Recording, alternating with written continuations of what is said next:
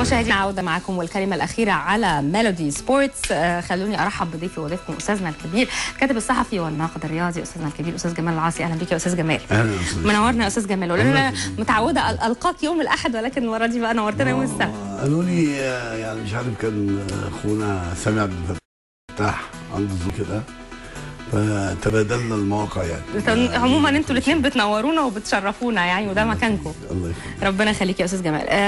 قول لي ايه رايك في مباراه امبارح؟ مباراه المنتخب ولبنان يعني تجربه. هو دلوقتي المنتخب عايز ايه غير تجارب يصنع منها تجانس يستقر بيها عقل وعقليه برادلي على تشكيل واضح قدام. امتى برادلي هيستقر على هذا التشكيل؟ لحد دلوقتي ما استقرش. بس برادلي حائر بين الفريق السابق والمجدد. يعني عنده حيرة طبعا كبيرة جدا، هل يجدد الفريق كله ولا يجدد تدريجيا ويدخل عنصرين او ثلاثة على العناصر اللي كانت بتلعب قبل كده. وبعدين زائد ان العناصر اللي كانت بتلعب قبل كده ما زالت بتعطي وعندها عطاء. جائز الاساسيه لفريقها سواء في الاهلي او في الزمالك في الاسماعيلي، يعني هم يعني كل منتخب مصر ما زال هو اللي شغال. بس احنا شفنا امبارح بيلعب بمنتخب شبه اولمبي يعني اغلب عناصره بتعتمد على المنتخب الاولمبي. يعني هو الراجل ايه اميل لناس تنفذ له طريق خططي. هو راجل خططي. راجل بيعتمد على اللياقه البدنيه العاليه وعلى ناس بتنفذ دفاع حديدي في وسط الملعب، وده اللي شفناه حتى مع المنتخب الامريكي، وانطلاقات سريعه جدا. هو نفسه ان اللي يعمله دوت مجموعه المنتخب الاولمبي ده، ما هو هيصطدم مع المنتخب الاولمبي بالظبط. لازم هيصطدم معاه. احنا لازم يكون عندنا منتخبين والا ندمجهم بقى نعملهم مع بعض وخلاص. يعني هيصطدم مع المنتخب الاولمبي لان المنتخب الاولمبي عنده ماتشات بالظبط وعنده تصفيات وعنده للاولمبياد. انما ايه هو في الاخر هو العناصر، في عناصر اللي هتخش من بره المنتخب الاولمبي اكدت نفسها زي احمد تمساح مثلا. يعني احمد تمساح ده ماشي في طريق تاكيد نفسه في المنتخب الاول، واخد بالك؟ زائد ان هو بيتمتع بميزات تناسب المزاج الشخصي لبرادلي. اللي هو القوه والحركه والديناميك والتنفيذ، يعني قطعيه لعيب كبير يعني. واخد بالك؟ هنمشي وهننجح. على فكره المنتخب ده هينجح في الاخر يعني ان شاء الله. هينجح ليه؟ كل الواغش حتى الرغي المجاني اللي شغال حوالين المنتخب هينجح وهينجح نجاح كويس، يعني نجاح حتى في التصفيات كويس، لان احنا عندنا عناصر قرويه جيده، يعني جيده فنيا وعندها خبرات متراكمه كويسه، وزائد ان هم عندهم طموح الانتصار المستمر. معظم الجيل الموجود بص على التاريخ ان هو يصنع تاريخ كبير.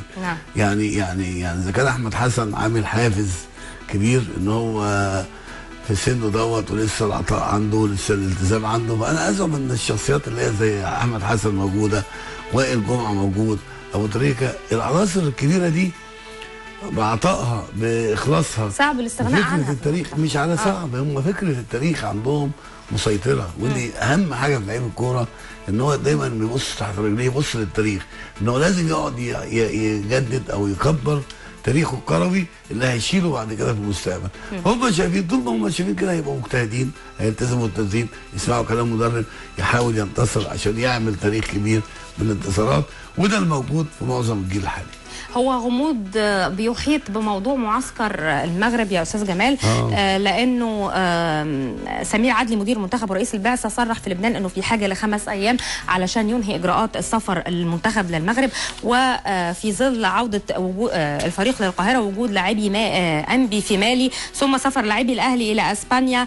هيكون من الصعب انهاء كل الامور قبل ميعاد سفر المغرب في الوقت المحدد، فربما انه معسكر المغرب يؤجل قليلا. في رايك اذا تم تاجيل هذا المعسكر او الغائه ممكن يؤثر بشكل سلبي على المنتخب مع تقييم سريع لمنتخب لبنان؟ شوفي انا اقول لك على حاجه، يعني احنا في ظروف انتقاليه، مرحله انتقاليه بشكل عام في مصر، فهي مرحله مرتبكه على الجميع مش على كره القدم بس، فكل واحد لازم يستغل خبراته في تخطي هذه المرحله المرتبكه ومش كل حاجه هتبقى مظبوطه وهتبقى منضبطه ومش زي ما احنا عايزين. احنا بمرحله مرتبكه جدا، وبلد بتنتقل من مرحله لمرحله، راحه شرعيه جديده ودوله جديده وفكره تداول سلطه وفكره ديمقراطيه وفكره القديمه كلها الديكتاتوريه والاستبداد بيندحر. فلازم لازم ناخد بالنا ان احنا مش هنبقى مثاليين في الكوره، يعني مش الكوره اللي هتبقى مثاليه، هتبقى هي جزء من حال المجتمع كله. بالظبط، حاله الارتباك. فعشان كده مثلا انا براهن مثلا على خبره سمير عدلي ان هو 5 ايام والحاجات دي. لا، سمير عدلي عنده من الخبرات، ده راجل بيشتغل في الاداره القرويه فوق 30 سنه، يستطيع ان يتخطى هذا الارتباك.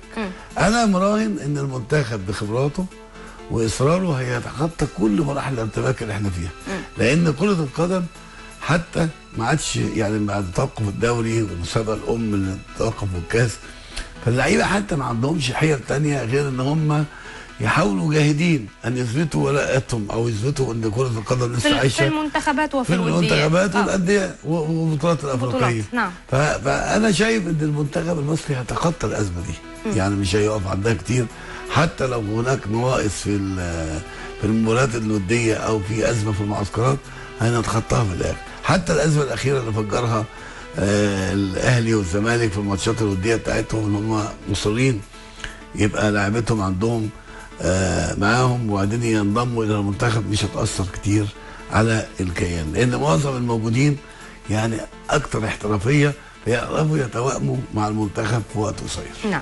هننتقل لفريق الزمالك ونشوف اخر اخباره. الكابتن حسن شحاته بيستقر على الخطه لمواجهه المغرب الفاسي، ومش عايز اللعيبه ياخدهم الغرور بنتائج المباراه الاولانيه.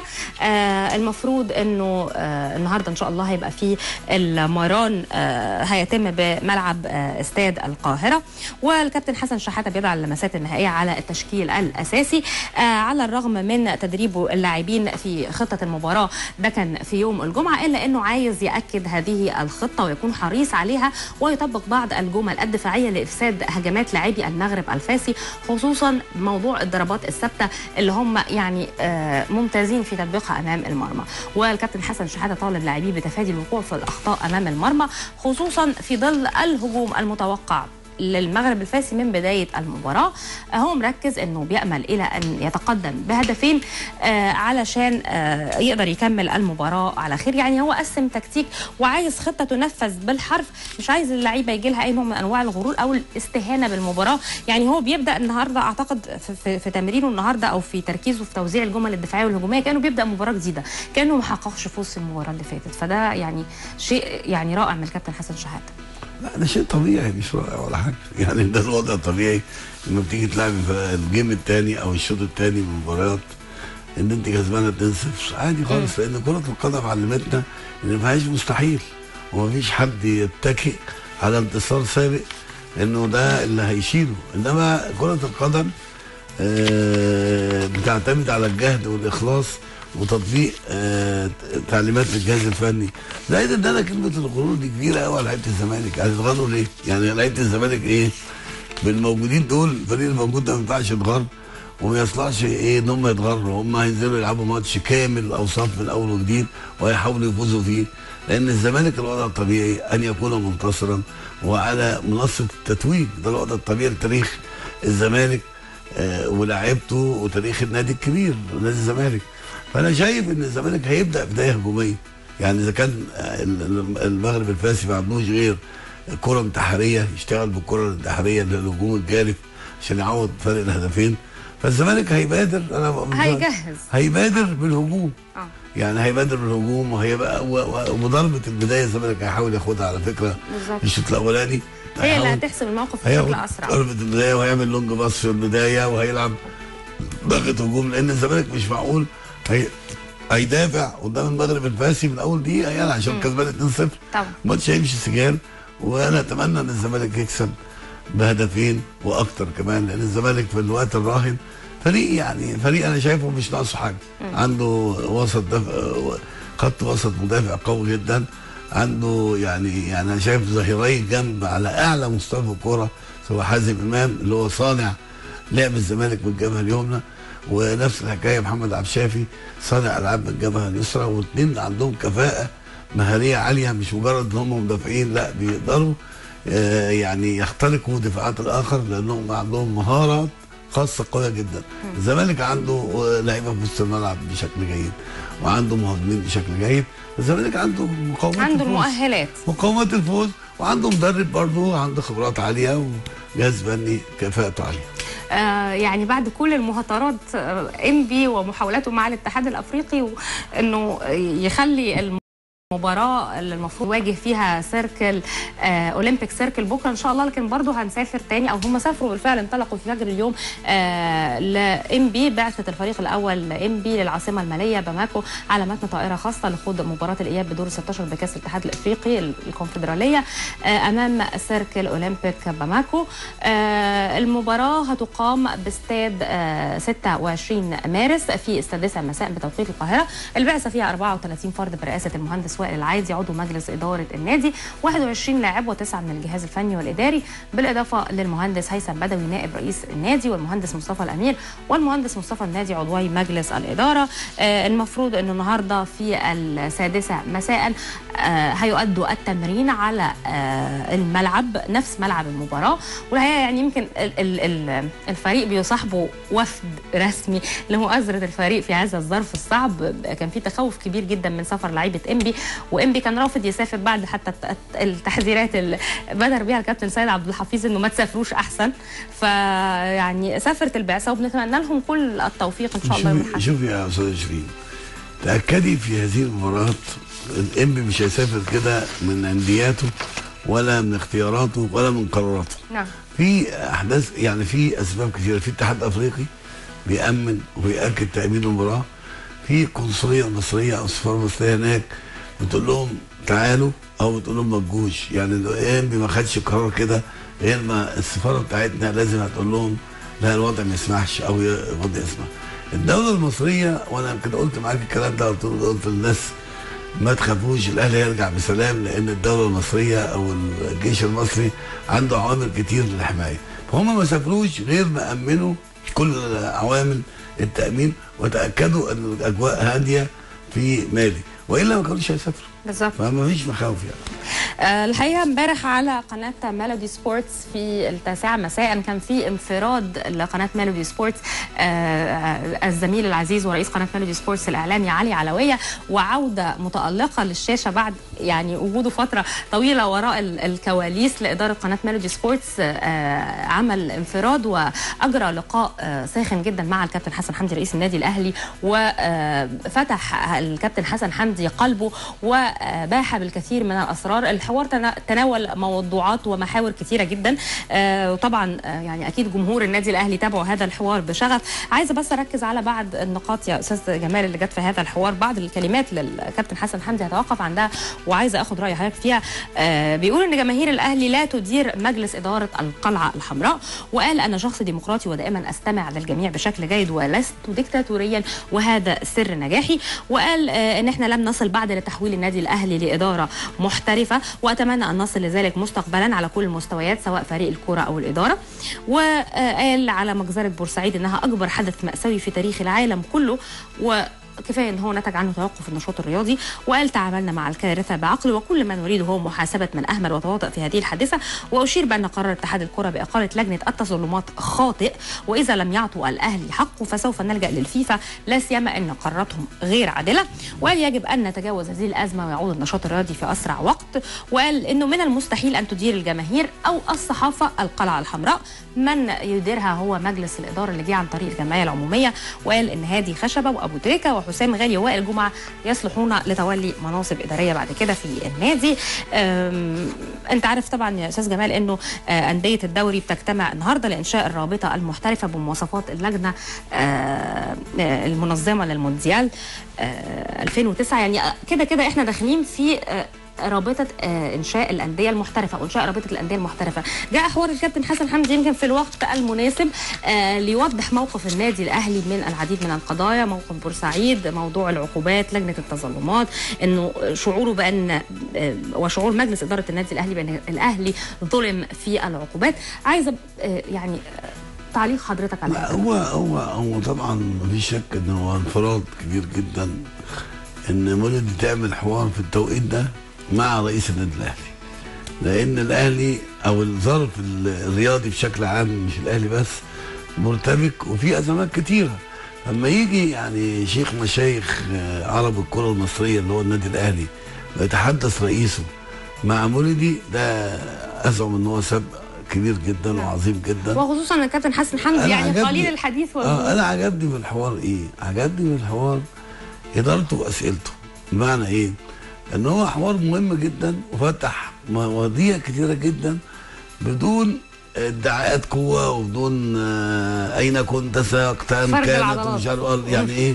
كان حوار ايه؟ حوار اعلامي بجد يعني. ده لان يعني في معظم الاعلامي بعض الاعلاميين لما بيلاقوا فرصه قدامهم لضيف بالوزن التقيل فلازم يعني يسخن ويعلي النبره، انما انا شايف ان ده حوار عقلاني جدا مهم جدا طرح كل قضايا الرياضي بشكل واضح جدا.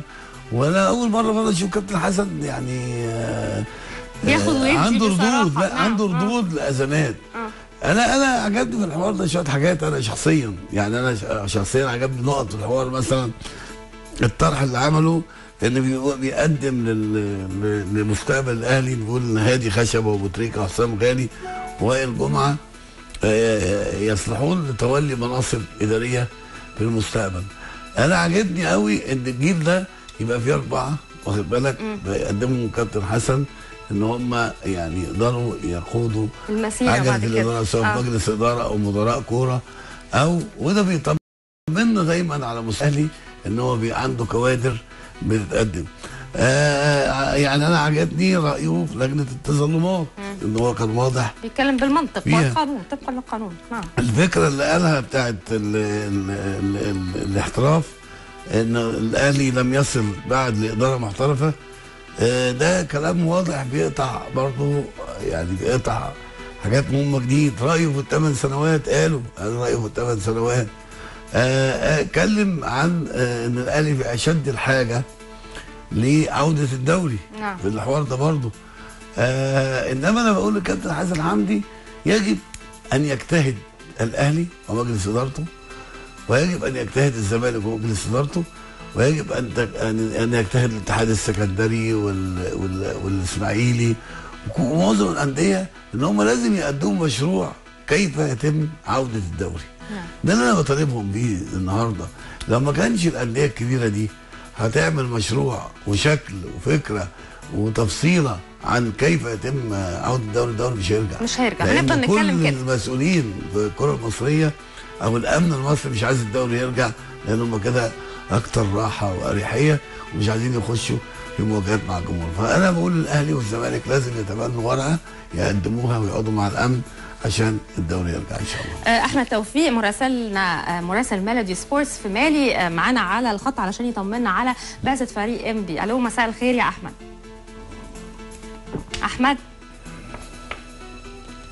احمد معانا انت ولا ممكن يكون الخط اتقطع؟ هكملك الخبر يا استاذ جمال بتاع اليوم السابع بتاع رابطه الانديه المحترفه. اهم النقاط اللي اتفقت عليها لجنه رابطه الانديه انها تقام هذه الرابطه بنفس النظام اللي كانت بتعمل بيه اللجنه المنظمه لمونديال الشباب 2009 اللي اقام في مصر. هتكون تحت مظله اتحاد الكره وهيتم اشهارها من خلال الاتحاد، ولكن ستكون لها استقلاليه خاصه من الناحيه الاداريه والماليه عن اتحاد الكره. وهذا الاقتراح لقى بعض اعتراضات من بعض اعضاء اللجنه اللي رغبتهم في اقامه الرابطه بنظام الشركه المساهمه حتى لا يتدخل مسؤولي اتحاد الكره في اختصاصات الرابطه زي ما حدث في موضوع لجنه البث. ويعني هناك الجدل الكثير الذي لا ينتهي بخصوص هذه الرابطه، والحقيقه ده مش وقته. يعني اعتقد انه احنا لا رجعنا نشاط ولا امنا استادات، فاحنا بنتكلم في موضوع وفتحنا قضيه للجدل واراء معارضه وهجوم مضاد، واحنا يعني في امس الحاجه دلوقتي ان احنا نوصل لاستقرار. لا هو فكره الانديه المحترفه دي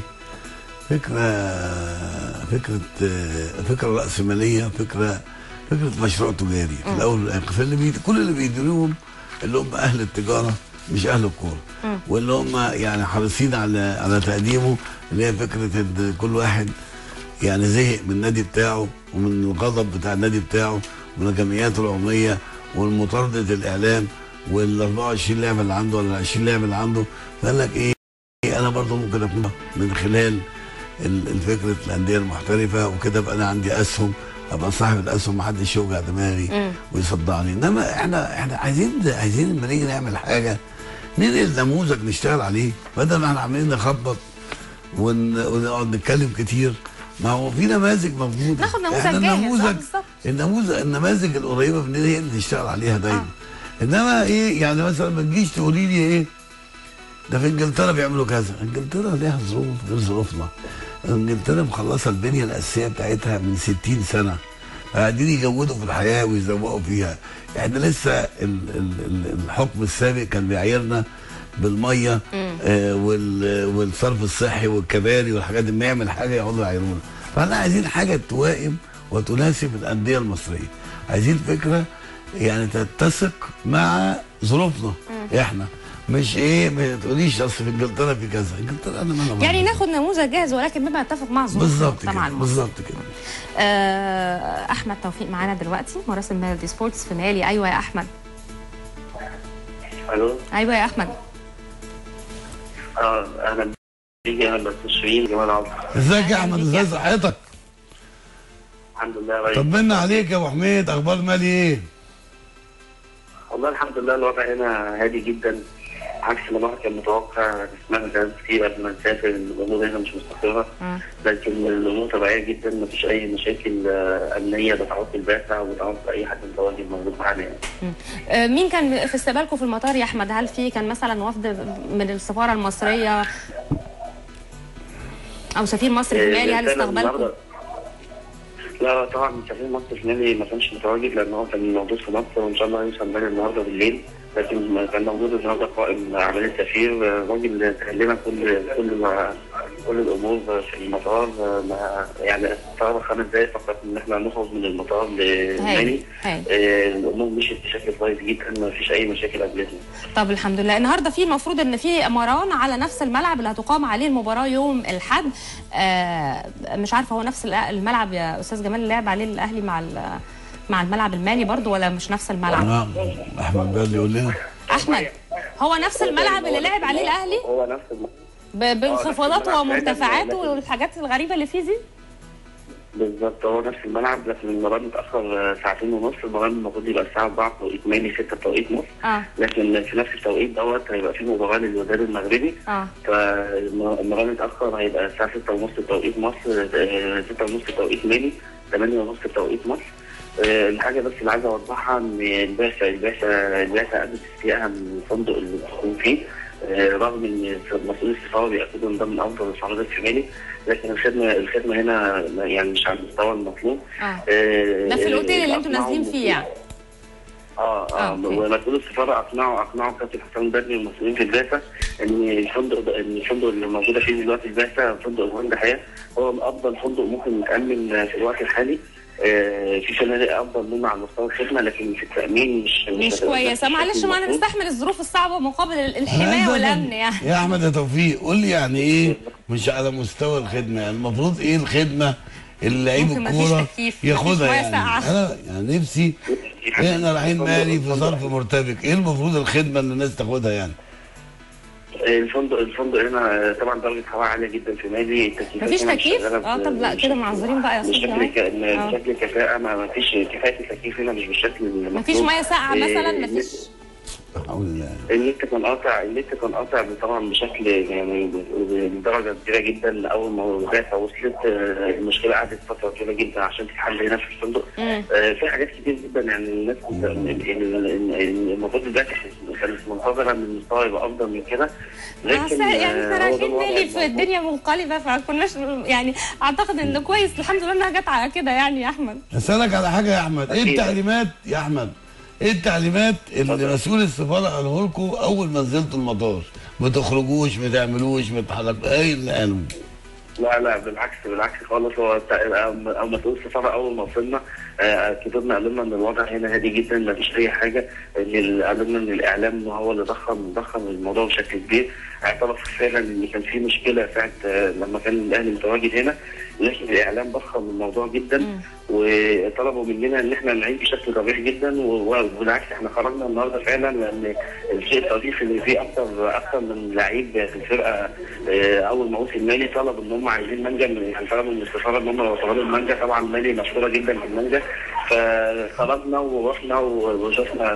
هو كانوا مانجا ومتضايقين ليه؟ احنا دلوقتي ما عندناش مانجا لسه يعني. احمد، هل عندك فكره عن التشكيل اللي هيلعب بيه الكابتن حسام البدري في مباراه يوم الاحد ولا لسه ما اعلنوش؟ لا لسه طبعا. هو النهارده هيبان بشكل كبير جدا تشكيل المباراه. طبعا كابتن حسام سايب موضوع التشكيل ده لاخر لحظه. لا قدر الله مثلا النهارده لعيب مثلا يصاب، لعيب يحصل له اي غلط، فان شاء الله النهارده بعد التمرين ملامح التشكيل هتبان. بالتوفيق يا احمد، ووصل سلامنا طبعا لكل. اسالك سؤال اخير يا احمد سريعا يا استاذ جمال عشان الفاصل. في مصريين استقبلوكوا هناك في مالي؟ لا هو مسؤول السفاره فقط، وكان في استقبالنا 3 موتوسيكلات امنيه، موتوسيكلين تبع الجيش وموتوسيكل تبع الشرطه، ما كانش فيها قوات خاصه او حراسه خاصه زي ما كان بيتقال يعني قبل ما نوصل. الحمد لله ان الامور مشيت على خير، وان شاء الله تكمل على خير. بس يا احمد باذن الله الوضع مستقر، ما فيش مشاكل امنيه قابلتنا. شكرا يا احمد، وان شاء الله باذن الله ترجعوا بالسلامه مع النصر لفريق انبي باذن الله. شكرا لك استاذ جمال. خلينا نطلع لفاصل ونرجع نكمل سوا. مشاهدينا فاصل ونعود.